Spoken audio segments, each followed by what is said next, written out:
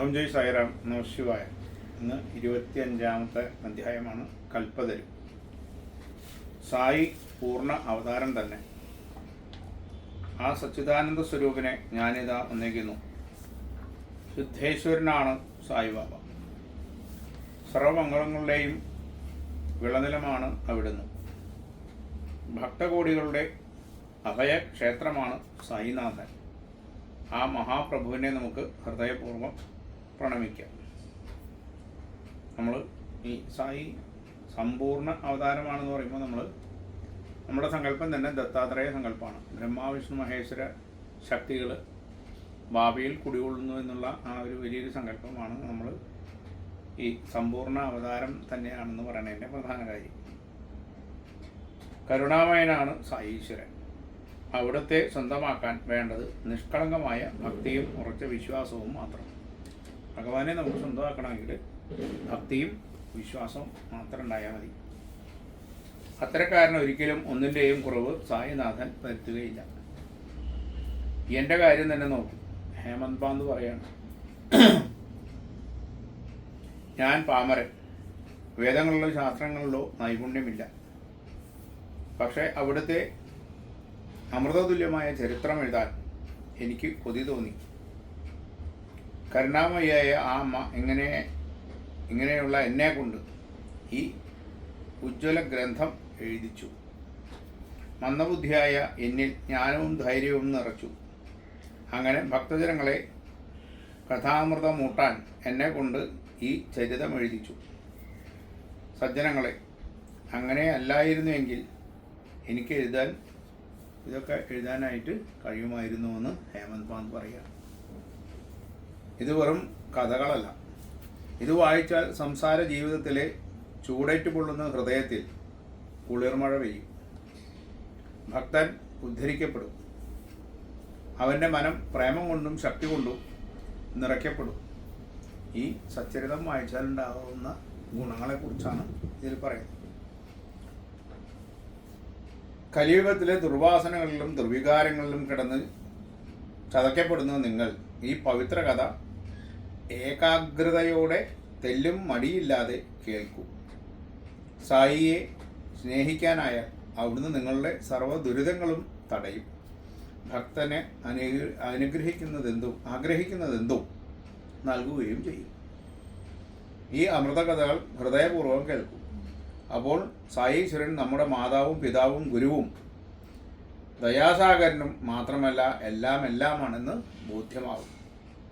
ഇനി നമുക്ക് ദാമു അന്നയുടെ ഒരു കഥ പറയാമെന്ന് പറയാണ്.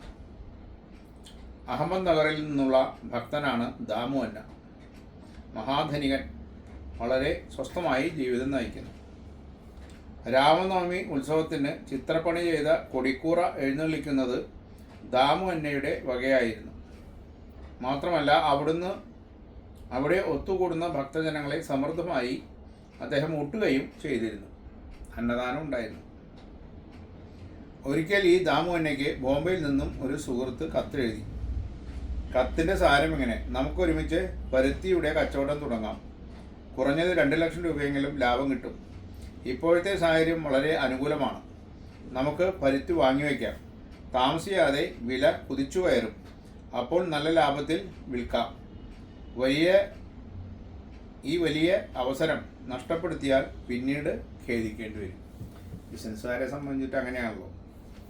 ലാഭം കിട്ടുന്ന സമയത്തെല്ലാം വാങ്ങി വയ്ക്കുക, പിന്നീടത് ലാഭത്തിൽ കൊടുക്കുക. വാങ്ങുമ്പോൾ അവർക്ക് ലാഭം ഉണ്ടാവും, കൊടുക്കുമ്പോഴും ലാഭം ഉണ്ടാവും. അതാണ് അതിൻ്റെ കാര്യം. അതാണ് ബിസിനസ്. കത്തിലെ സാരം ദാമു അന്നയ്ക്ക് നന്നേ പിടിച്ചു. ലാഭം ഓർത്ത് മനസ്സിൽ ആകാശക്കോട്ടകൾ ഉയർന്നു. പക്ഷേ ഒരു ശങ്ക.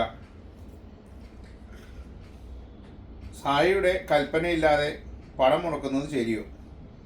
ദാമു അന്ന ഉടൻ ശ്രുതിയിലുള്ള ശ്യാമയ്ക്ക് കത്തെഴുതി. ഇക്കാര്യങ്ങൾ ബാബയെ വേഗം ധരിപ്പിക്കുക. അവിടുത്തെ അനുവാദത്തിനും ആശീർവാദത്തിനും അപേക്ഷിക്കുക. കത്ത് ശ്യാമയ്ക്ക് ലഭിച്ചു. അദ്ദേഹം അത് ബാബയുടെ തൃപ്പാദത്തിൽ വെച്ചു. ബാബ ചോദിക്കുകയാണ്, അതെന്താണ് ശ്യാമ? എന്താ നിനക്ക് ഇത്ര തിരക്ക്? ബാബ തിരക്കി. ബാബ, ഇത് ദാമു സേട്ടിൻ്റെ കത്താണ്. അദ്ദേഹം ചില കാര്യങ്ങൾ അറിയിക്കാനായി എഴുതിയിരിക്കുന്നു. എന്താണ് അവനെ അറിയേണ്ടത്? ആകാശമുട്ടെ ഉയരണോ? ഈശ്വരാനുഗ്രഹത്താൽ അവന് ധാരാളമുണ്ടല്ലോ, അതുകൊണ്ട് അവൻ സംതൃപ്തനല്ല. കഷ്ടം. വായിക്കൂ. സായി കൽപ്പിച്ചു. ശ്യാമ ഈ കത്ത് ബാബയുടെ അടുത്ത് കൊണ്ടുവച്ചു. അപ്പോൾ ബാബ ചോദിച്ചു, ഇതെന്താ ഇത്ര തിരക്ക് എന്നൊക്കെ ചോദിച്ചു. അപ്പോൾ ശ്യാമ പറഞ്ഞു, ഇത് ദാമു സേട്ടിൻ്റെ, ദാമു സേട്ട് അവിടുത്തെ ഭക്തനാണെന്ന് നമുക്ക് മനസ്സിലാവും. ദാമു സേട്ടിൻ്റെ കത്താണ്. അദ്ദേഹം ചില കാര്യങ്ങൾ ഭഗവാനെ അറിയിക്കാനായിട്ട് ഇതിൽ എഴുതിയിട്ടുണ്ട് എന്ന് പറയണം. ഭഗവാനെല്ലാം അറിയുന്നവനാണ്. എന്താണ് അവനെ അറിയേണ്ടത്? അയാൾ ആകാശം മുട്ടെ ഉയരണോ, സാമ്പത്തികമായിട്ട് ഉയരണോ എന്ന് ചോദിക്കുകയാണ്. ഈശ്വരാനുഗ്രഹത്താൽ അവന് ധാരാളം ഉണ്ടല്ലോ, ധാരാളം സമ്പത്ത് ഈ സേട്ടിനുണ്ടല്ലോ, ദാമു സേട്ടിനുണ്ടല്ലോ, അതുകൊണ്ടൊന്നും ആൾ തൃപ്തനല്ലേന്ന് ബാബ ചോദിക്കുകയാണ്. എന്നിട്ട് പറയണേ, വായിക്കേ, കത്ത് വായിക്കുക എന്ന് പറയാം. സായീശ്വരൻ്റെ വാക്കുകൾ കേട്ട് ശ്യാം പറഞ്ഞു, സ്വാമി, അങ്ങ് എങ്ങും പോകുന്നില്ല, പക്ഷേ എല്ലാം അറിയുന്നു. ഓരോരുത്തരുടെ മനസ്സിലും ആശയക്കുഴപ്പങ്ങൾ ഉണ്ടാക്കി അവരെ ഇങ്ങോട്ട് ആകർഷിക്കുന്നു. അവിടുന്ന് പറഞ്ഞത് തന്നെയാണ് കത്തിൻ്റെ ഉള്ളടക്കം. ശ്യാമ അതിന് മുമ്പേ കത്ത് വായിച്ചിട്ടുണ്ടായിരുന്നു. എന്താണ് അതിലുള്ളതെന്നുള്ളത് വായിച്ചിട്ടുണ്ടായിരുന്നു. ശ്യാമ, നീ കത്ത് വായിക്കൂ. ഭഗവാൻ അറിയില്ല, എല്ലാം അറിയുന്ന ഭഗവാൻ എന്നാലും പറയാണ് അറിയില്ല, കത്ത് വായിക്കാൻ പറയാം.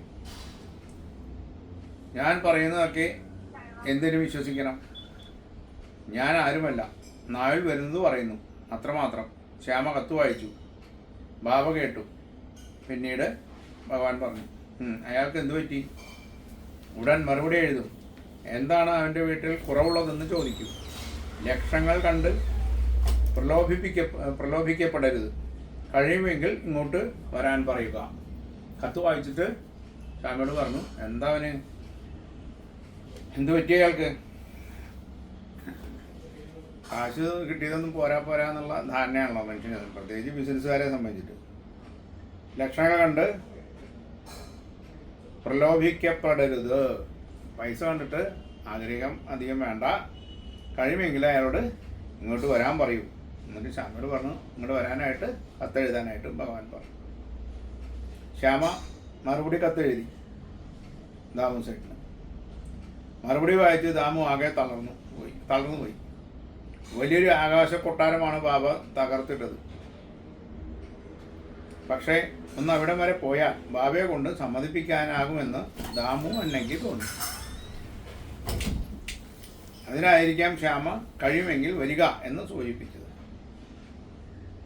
ശ്യാമയുടെ കത്ത് കിട്ടിയപ്പോൾ ദാമു സേട്ടിന് തോന്നി. ആദ്യം മനസ്സാകെ വിഷമിച്ചു. കാരണം ഇതെല്ലാം ഈ 2 ലക്ഷം രൂപ ലാഭം കിട്ടണമൊക്കെ വേണ്ടാന്ന് വെച്ചല്ലോ ഭഗവാൻ. വേണ്ടാന്നാണല്ലോ പറയണേ. അങ്ങോട്ട് വരാൻ പറയാണല്ലോ. പിന്നെ ആലോചിച്ചു, ഇപ്പോൾ അവിടെ പോയിട്ട് ബാബയെ കൊണ്ട് സമ്മതിപ്പിക്കാം. ഇതിപ്പോൾ ശ്യാമയെ കൊണ്ട് പറ്റുണ്ടാവില്ല. അതുകൊണ്ടാവും ശ്യാമ വരാൻ പറഞ്ഞത്. അവിടെ പോയിട്ട് ഭഗവാനെ കൊണ്ട് സമ്മതിപ്പിക്കാം എന്നൊക്കെ വിചാരിച്ചിരുന്നു. അങ്ങനെ ദാമു തന്നെ ശ്രുതിയിലെത്തി. വിഭുവിൻ്റെ തൃപ്പാദങ്ങളിൽ ശിരസർപ്പിച്ചു. പിന്നെ പതുക്കെ തൃപ്പാദം തടവാൻ തുടങ്ങി. കാര്യം ചോദിക്കാൻ ഒരു ഭയം. മനസ്സെന്ന കുരങ്ങൻ ഒരുക്കുന്ന കെണി ഭയങ്കരമല്ലേ? പെട്ടെന്നൊരു ചിന്ത ദാമു അന്നയുടെ മനസ്സിൽ ഉയർന്നു. അത് ഒരു നിശബ്ദമായ പ്രാർത്ഥനയുമായി. സായീശ്വര, ഈ കച്ചവടത്തിൽ അവിടുന്ന് എന്നെ സഹായിച്ചാൽ ലാഭത്തിൻ്റെ ഒരു പങ്ക് ഞാൻ അവിടുത്തേക്ക് സമർപ്പിക്കാം. മായോണ്ടല്ല പറയണേ, ദാമു ചേട്ടന് മനസ്സിൽ തോന്നുകയാണ്. മനസ്സെപ്പോഴും ചഞ്ചലം. അതൊന്ന് നനയ്ക്കും, മറ്റൊന്ന് സങ്കല്പിക്കും, വേറൊന്ന് മോഹിക്കും. പക്ഷെ നമുക്ക് നല്ലതെന്തെന്ന് സായിക്കേ അറിയൂ. സർവാന്തര്യാമിയായ സായീശ്വരി നമ്മുടെ ചിന്തകളെല്ലാം അറിയും. നമ്മുടെ ആഗ്രഹങ്ങളൊക്കെ അവിടുത്തെ അനുവാദത്തിനായി സമർപ്പിക്കാം. കരുണാമയിയായ സായി നമ്മെ നേർവഴിക്ക് നയിക്കും. ഇത് അവതാര പുരുഷൻ്റെ പ്രതിജ്ഞയാണ്. തെല്ലും സംശയിക്കേണ്ട. പക്ഷേ നമുക്ക് എന്ത് എപ്പോൾ നൽകണമെന്ന് സായിക്കേ അറിയൂ. അസുഖമുള്ള കുഞ്ഞ് അമ്മയോട് മധുരം ചോദിക്കാം. പക്ഷേ അമ്മ നൽകുന്നതോ കഷായവും. കുഞ്ഞപ്പോൾ കരഞ്ഞേക്കും, എതിരിട്ടേക്കും. പക്ഷേ അമ്മ വിടുമോ? ആ കഷായം കുടിപ്പിക്കും. എന്തിന്? കുഞ്ഞിനോടുള്ള അതിരറ്റ കരുണയാൽ അവൻ്റെ രോഗം അകറ്റാൻ. ഈ കുട്ടികൾ കരയണ സമയത്ത്, കുട്ടികൾ മധുരത്തിന് വേണ്ടി കരയണ സമയത്ത്, അസുഖമുള്ള സമയത്ത്, എന്തെങ്കിലും മധുരം കഴിക്കാൻ വിചാരിച്ച് കരയണ സമയത്ത് അമ്മ എന്താ ചെയ്യുക, നല്ല കഷായം കുടിപ്പിക്കും. കഷായത്തിൻ്റെ മധുരം എന്താവും?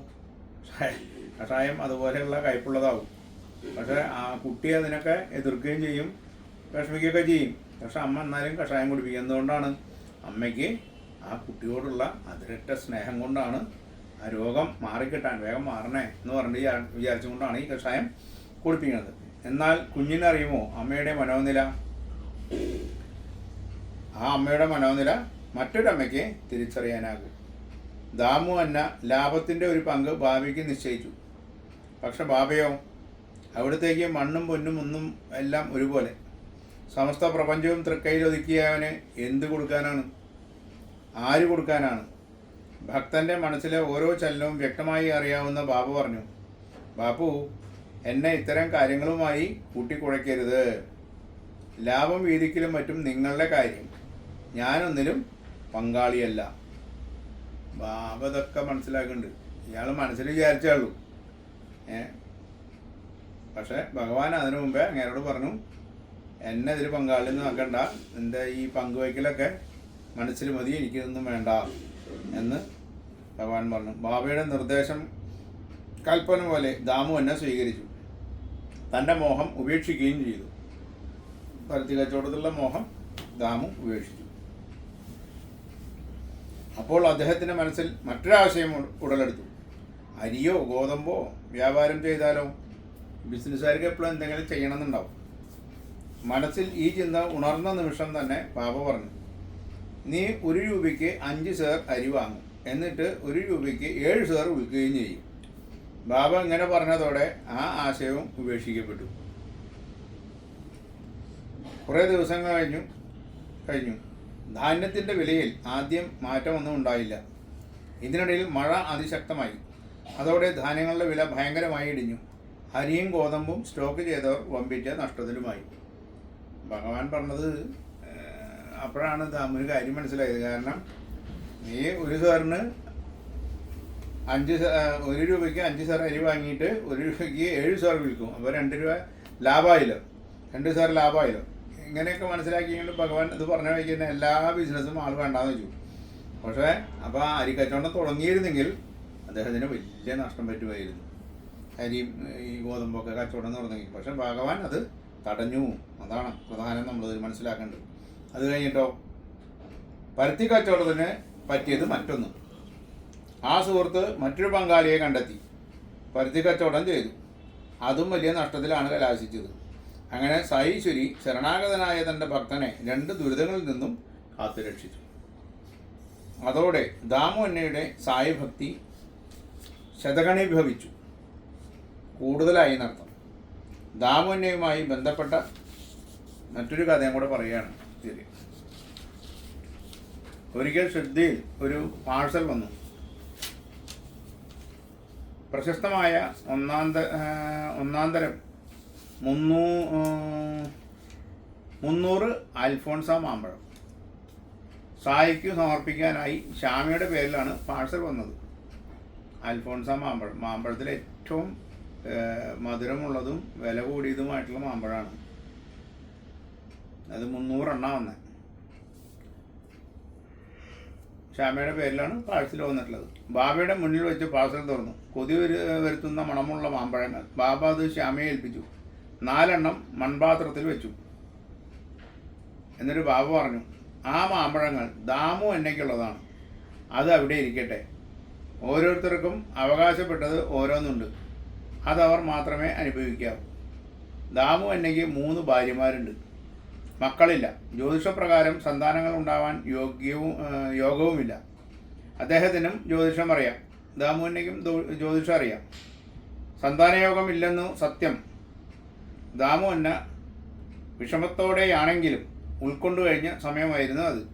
ഈ ദാമു അന്ന എന്ന് പറഞ്ഞ ആൾക്ക് ജ്യോതിഷമൊക്കെ അറിയാം, മക്കളില്ല, 3 ഭാര്യമാരുണ്ട്. മക്കളിൽ ഉണ്ടാവില്ല എന്നുള്ള ആ ജ്യോതിഷത്തിൻ്റെ അതും അദ്ദേഹത്തിന് അറിയാം. അതങ്ങനെ സഹിച്ചിരിക്കുന്ന സമയമാണ്. ദാമു അന്ന മാമ്പഴം കഴിക്കാൻ ഒരുങ്ങിയപ്പോൾ ബാബു പറഞ്ഞു, മാമ്പഴം നിനക്കല്ല, അത് നിന്റെ ഇളയ ഭാര്യയ്ക്ക് കൊടുക്കും. ഒരു മാമ്പഴം, ആ മാമ്പഴം ലീലയാടും, അതായത് ഭാര്യയ്ക്ക് കൊടുക്കാൻ പറയാണ്. ആ മാമ്പഴം ലീലയാടും. ലീലയാടെന്ന് പറഞ്ഞു കഴിഞ്ഞാൽ എന്താണ്? ഭഗവാൻ ലീലകൾ അതിലുണ്ടാവുമെന്ന് പറയാണ്. ആ മാമ്പഴം കഴിച്ചു കഴിഞ്ഞാൽ അവൾ നിനക്ക് 8 കുട്ടികളെ നൽകും, 4 ആണും 4 പെണ്ണും. സായിയുടെ വാക്കുകളല്ലേ. ദാമു എന്നയ്ക്ക് വീണ്ടും പ്രതീക്ഷയായി. ഇതുവരെ കുട്ടികളുണ്ടാവില്ല എന്ന് പ്രതീക്ഷിച്ചിരിക്കണ ആ ദാമു എന്നയ്ക്ക് ഇതൊക്കെ കഴിച്ചോണ്ട് കൂടിയിട്ട് വീണ്ടും പ്രതീക്ഷയായി. സായിയുടെ വാക്കുകളല്ലേ. ദാമു എന്നയ്ക്ക് വീണ്ടും പ്രതീക്ഷയായി. ആ അമൃതവചനങ്ങൾ സത്യമായി ഭവിക്കുകയും ചെയ്തു. എന്ത്? 4 ആൺകുട്ടികളെയും കിട്ടി, 4 പെൺകുട്ടികളെയും കിട്ടി. ഇല്ലാത്ത സന്താനയോഗം സായി കൃപയാൽ സാധ്യമായി.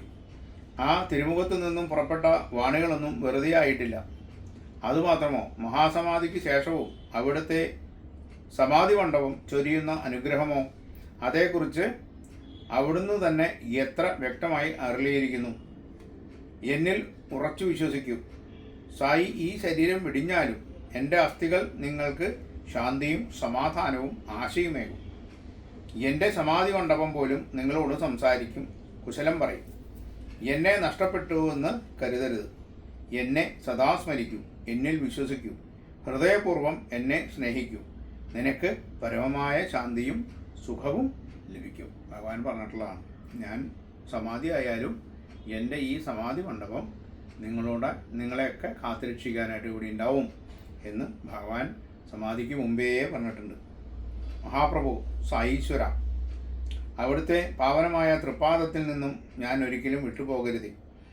അവിടുത്തെ കൃപാകടാക്ഷം സദാ ലഭിക്കണമേ. ഇതുമാത്രമാണ് അടിയൻ്റെ പ്രാർത്ഥന. ദയാസാഗര, ഈ ജനന മരണ ചക്രത്തിൽ കിടന്ന് എനിക്ക് മതിയായി. വിഷയങ്ങളുടെ പുറകെ പായുന്ന ഞങ്ങളുടെ മനസ്സിനെ നിയന്ത്രിക്കണമേ. ഇന്ദ്രിയങ്ങൾ കെട്ടുപൊട്ടിച്ച് ഭ്രാന്തമായി പായുകയാണ്, അതിനെ തടുത്തു നിർത്തണമേ. ഇന്ദ്രിയങ്ങൾ അടങ്ങാത്തിടത്തോളം കാലം ആത്മാവിനെ അറിയാൻ കഴിയില്ലല്ലോ. അതില്ലാതെ എങ്ങനെ ശരിയായ ആനന്ദം അറിയാനാകും? മരണവേളയിൽ ഭാര്യയും മക്കളും മിത്രങ്ങളും നോക്കി നിൽക്കുകയുള്ളൂ. അവർക്കൊന്നും ചെയ്യാനാകില്ല. പ്രഭോ, അവിടുന്ന് മാത്രമല്ലേ എപ്പോഴും എൻ്റെ കൂടെ ഉണ്ടാവുകയുള്ളൂ, എനിക്ക് ആശ്വാസം നൽകുകയുള്ളൂ. സായിനാഥ, എന്നിലുള്ള തർക്കവാദ വാസനകൾ അവിടുത്തെ ദയാവായ്പിനാൽ ഇല്ലാതാകണമേ. സദാ തിരുനാമം ജപിക്കാൻ ആസക്തി നൽകണമേ. മനസ്സും സമസ്തവും മറന്ന് സദാ അവിടുത്തെ മാത്രം സ്മരിക്കുവാനുള്ള കഴിവ് നൽകണമേ. വിഭോ, എന്നിലെ അഹങ്കാരം കീഴടക്കാൻ എന്നെ അനുഗ്രഹിക്കണേ. മഹാപ്രഭു, തിരുനാമത്തിൻ്റെ മഹാശക്തി അനുപമം. അത് എപ്പോഴും ജപിക്കാനാവും വിധം ഞാൻ മറ്റെല്ലാം മറക്കണേ. മനസ്സ് അതിൻ്റെ ചപലതകളിൽ നിന്നും മോഹങ്ങളിൽ നിന്നും പിന്മാറി ശാന്തവും ദൃഢവുമാകണേ. ഒരിക്കൽ മാത്രം ആ കൃപ ഞങ്ങളിലേക്ക് ഒഴുകിയാൽ ഞങ്ങളുടെ അജ്ഞാനം അകലും. അവിടുത്തെ ചെറുകൾക്കിടയിൽ ഞങ്ങളെ ചേർത്ത് നിർത്തണമേ സ്വാമി. ഭഗവാനോടുള്ള പ്രാർത്ഥനയാണ്. ഇതൊക്കെ നമ്മളുടെയും കൂടി പ്രാർത്ഥനയാണ് ഭഗവാനോടുള്ള. ഞങ്ങളുടെ പൂർവജന്മ സുഹൃത്താലാണല്ലോ അവിടുത്തെ ചരിതാമൃതം നുകരാനും ഈ മോഹനിദ്രയിൽ നിന്നും ഉണരാനും ഞങ്ങൾ പ്രാപ്തരായത്. സജ്ജനങ്ങളെ, സായിനാഥൻ്റെ അമൃതകഥകൾ കേൾക്കാൻ നിങ്ങളുടെ കാതുകൾക്ക് കൊതിയുണ്ടാകണം. അതിനായി ഓരോരുത്തരോടും അപേക്ഷിക്കുകയാണ്. ഇങ്ങനെ ഈ 25-ാം അധ്യായം ഇവിടെ സമാപിക്കുകയാണ്. അടുത്തത് 26-ാമത്തെ അധ്യായമാണ്, ദുരിത നിവാരണം. ഓം ജയ് സായിറാം, നമഃ ശിവായ.